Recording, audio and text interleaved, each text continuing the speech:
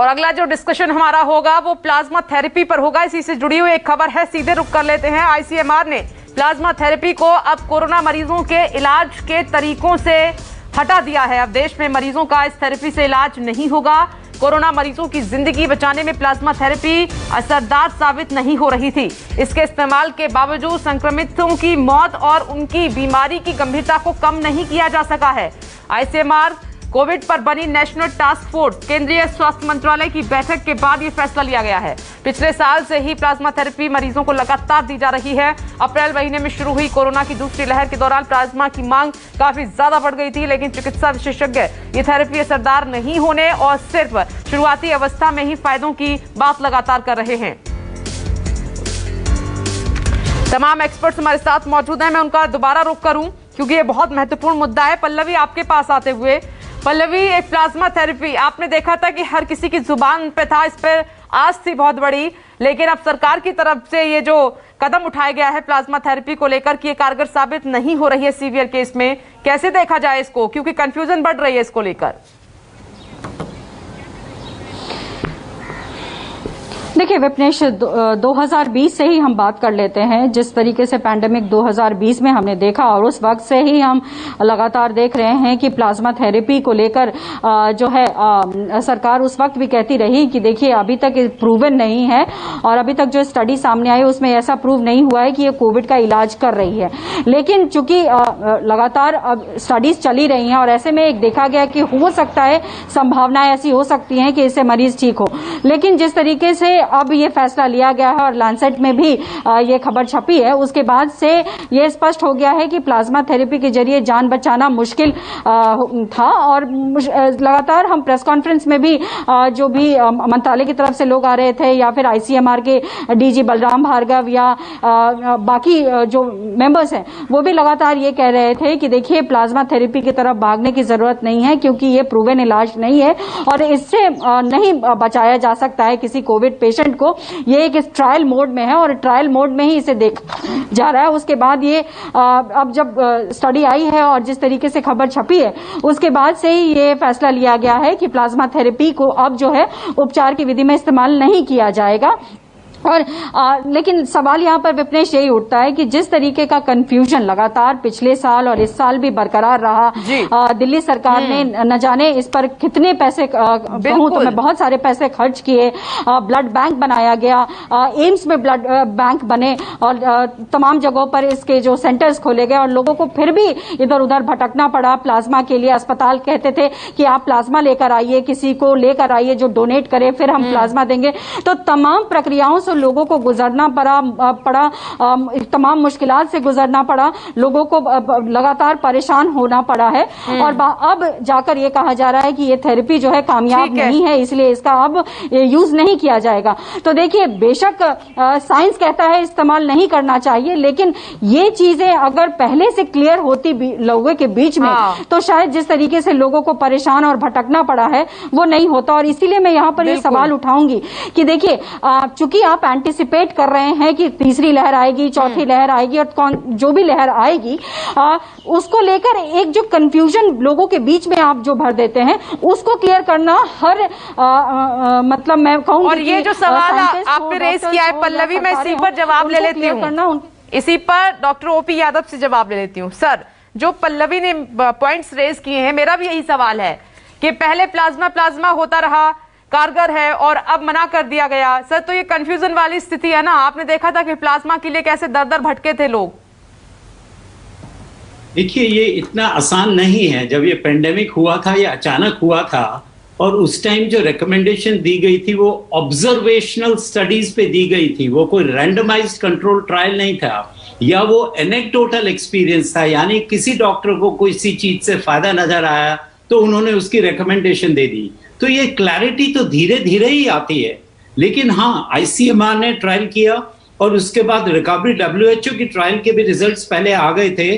तो पिछले 6 महीने में सफिशिएंट एविडेंस था कि ये काम नहीं कर रही है, ये कारगर नहीं है। लेकिन उसके बावजूद भी गवर्नमेंट थोड़ा रिलैक्स रही और इसमें उन्होंने इतना स्ट्रॉन्ग रिकमेंडेशन नहीं दिया जो अब दिया। तो ये बोलना कि शुरू में क्यों किया गया था वो तो मैं नहीं सपोर्ट करूंगा, क्योंकि उस टाइम कोई एविडेंस ही नहीं था हमारे पास, स्ट्रॉन्ग एविडेंस फॉर और अगेंस्ट। लेकिन पिछले 6 महीने में काफी एविडेंस है कि ये काम नहीं करता, तो कम से कम अब तो आया ये रिकमेंडेशन कि ये बिल्कुल यूजलेस थेरेपी है, इसको यूज नहीं करना चाहिए। डॉक्टर शैलेश, आपका सर क्या कहना है? अब एकदम यूजलेस थेरेपी कर दिया इसको। मैडम, मल्टीपल कंट्रीज के अंदर मल्टीपल स्टडीज हुई हैं। मेरे पर्सनल ओपिनियन ये है, since I am a covid treating doctor, तो मेरी पर्सनल ओपिनियन ये है कि if plasma has been given at right time with very good antibody titer of the donor, ये अगर 7 से 8 दिन के अंदर सिम्टम्स होने के बाद दी जाती है तो बहुत कारगर है। अगर आप इसको 10 दिन के बाद, 15 दिन के बाद, 20 दिन के बाद देते हो, तो जैसा ICMR को शंका है और बाकी इंटरनेशनल बॉडी को शंका है कि ये विरुलेंट स्ट्रेन जनरेट करती है, तो definitely it might be possible. But मेरी पर्सनल ओपिनियन है, अगर ये सिम्टम्स के 7 से 8 दिन के अंदर दी जाती है with very good antibody titer, then it is very effective.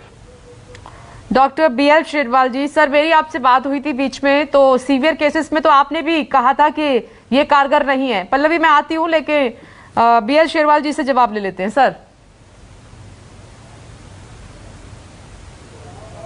जो study Maulana Azad medical college और राजीव गांधी ने मिलकर किया था, उस टाइम भी यही बात हुई थी कि शुरुआत में, जैसे डॉक्टर यादव ने कहा, ऑब्जर्वेशनल कुछ औपचारिक रिजल्ट थे, लेकिन जब धीरे धीरे करके उसका डाटा कंपाइल किया गया तो ये मालूम हुआ कि कुछ ज्यादा डिफरेंस नहीं है कंट्रोल ग्रुप में और कोविड पॉजिटिव ग्रुप में।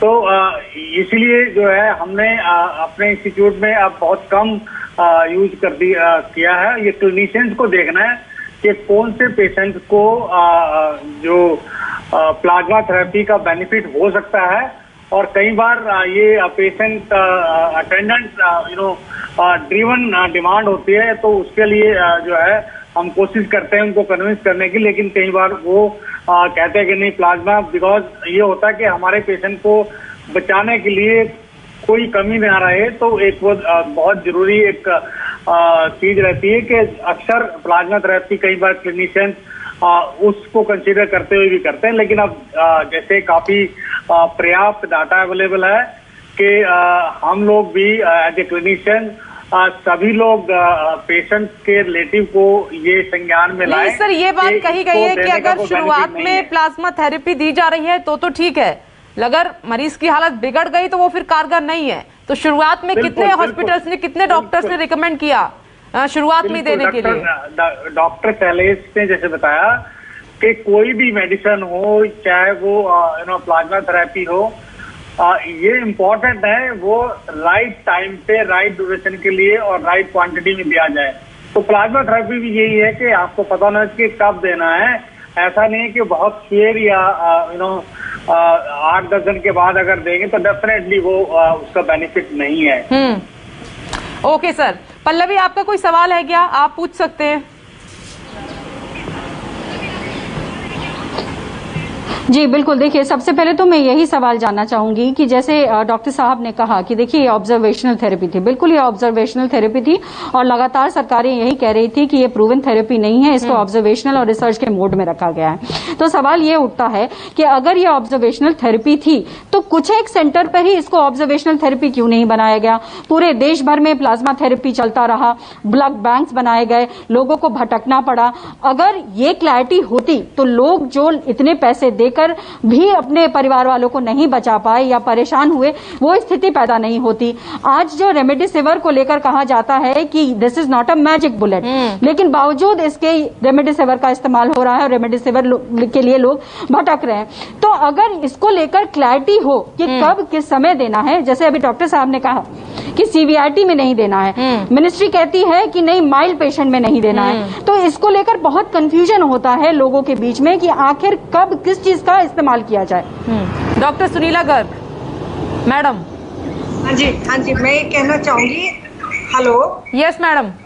हाँ, मैं कहना चाहूंगी कि परसों ही हमारे पास में जो रिकवरी ट्रायल के रिजल्ट आए, जो कि 16,000 लोगों पे हुआ है, उनमें ये देखा गया है कि 2 में इस ग्रुप को डिवाइड किया गया था कि 28 दिन के अंतर्गत में जो दोनों थे, जिनको हमने प्लाज्मा भी दिया, प्लाज्मा नहीं भी दिया, दोनों में कोई फर्क नहीं आया मोर्टेलिटी में, यानी कि दोनों में लगभग 24% के करीब डेथ हुई।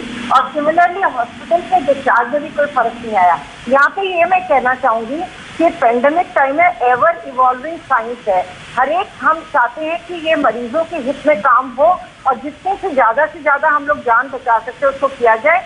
हम ये नहीं, आप बीच में आपको याद होगा कि अब हमने बहुत सारी दवाइयों पे चर्चा की है कि कौन सी कारगर होगी, कौन सी नहीं होगी, क्योंकि बेशक वो एडमिनिस्ट्रेटर्स हैं, डॉक्टर्स हैं, सबका अल्टीमेटली यही ऑब्जेक्टिव है कि हमारे मरीज जल्दी से जल्दी ठीक हो और हम उनको एक, परंतु पेंडेमिक टाइम में एक भी कोई दवाई हम ऐसी नहीं साबित कर पा रही कि ये ही एक मेडिसिन है।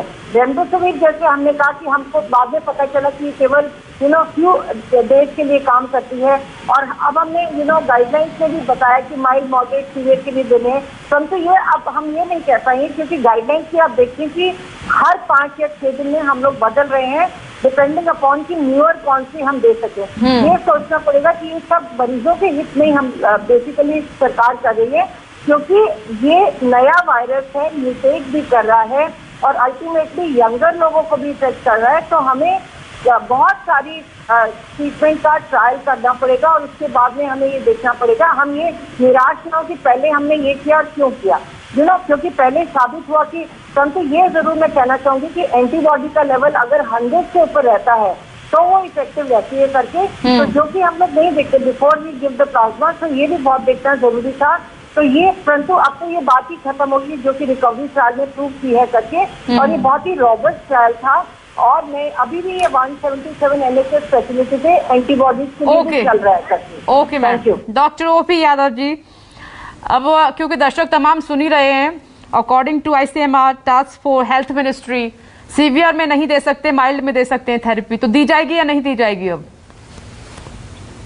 नहीं मैडम, आप बिल्कुल नहीं दी जाएगी। मैं इसमें 2-3 चीजें आपको बताना चाहता हूँ। एक तो है सबसे बड़ी जो फेलियर हुई है इस पेंडेमिक मैनेजमेंट की, और वो किसी की गलती नहीं है, ये सब चीजें हर पेंडेमिक में होंगी। जब मास कैटास्ट्रोफिक इवेंट कोई होता है तो एक ऑर्गेनाइज सिस्टम उस मोमेंट पे डेवलप नहीं हो पाता।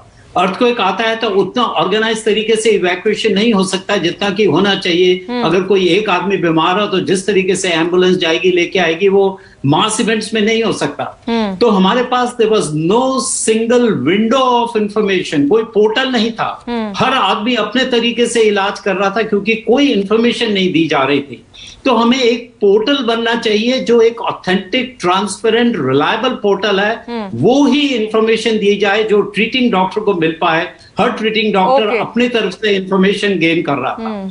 दूसरा हमारा जो है कि हम ऑब्फस्केशन ऑफ डेटा, कि हम आज की तारीख तक ये नहीं बता रहे कि हमारे गांव में कितने केसेस हैं, क्या प्रॉब्लम है, क्या डेथ रेट है। बिल्कुल, ये जो डेटा हमारे पास है और जो मालूम है, लेकिन वो भी दिखाया नहीं जा रहा। मरने वालों की संख्या क्या है, तो इस बात का भी जिक्र किया है सर WHO ने। जो पॉइंट आप रेस कर रहे हैं इनको इंक्लूड किया गया स्टेटमेंट में।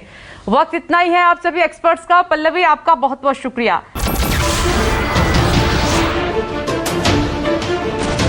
नमस्कार, मैं हूं मानक गुप्ता। अगर आपको हमारा ये वीडियो पसंद आया हो तो इसे लाइक और शेयर जरूर करें, और हाँ, हमें सब्सक्राइब और फॉलो करना ना भूलें ताकि आप देश और दुनिया की कोई खबर मिस ना करें। तो जुड़े रहिए हमारे साथ और देखते रहिए News 24।